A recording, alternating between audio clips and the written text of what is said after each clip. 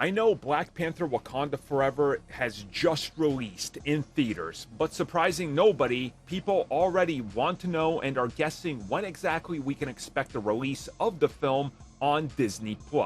So let's talk about the expectations, the reality behind those expectations, and what comes next. So I think most of you know, in reality, we don't exactly know up until they officially announce it. The expectation from what was once 30 days to then 45 to 60 to 75 to 90 to sometimes 120 days now across different outlets is sort of, I guess, a expectation of no set expectation, right? Because the success of a film dictates how fast you're going to put it on streaming. And it's quite shocking to see something like Doctor Strange in the Multiverse of Madness, which made more money than Thor: Love and Thunder, come to Disney Plus faster. So again, just because a film makes less in box office doesn't mean it's going to hit the service faster.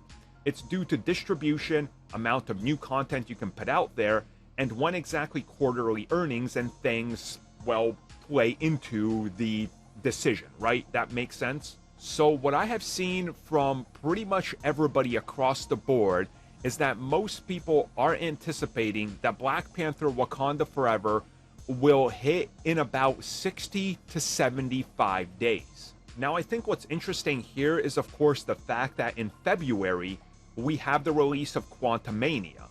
And before that, there's going to be very little content, and we still don't even know how much content is coming at us in the first half of the year. Of course, Avatar: The Way of Water, the sequel to Avatar, is coming to theaters. That's going to take quite a long time to hit the service as well. So when it comes to new content, January is looking pretty empty. February, you probably want to get it out at least before Mando Season 3 and Quantumania is in theaters. So the likely expectation is anywhere from January 1st to January 31st. More than likely, dropping it in the middle would make a lot of sense, because if you are releasing Avatar in theaters on the 15th of December, 16th officially, you want that to have at least a couple weeks before you drop your previous big hit on Disney+. And again, renewal time would also make sense. If people have a monthly renewal, you want this thing out there when their subscription could possibly be expiring.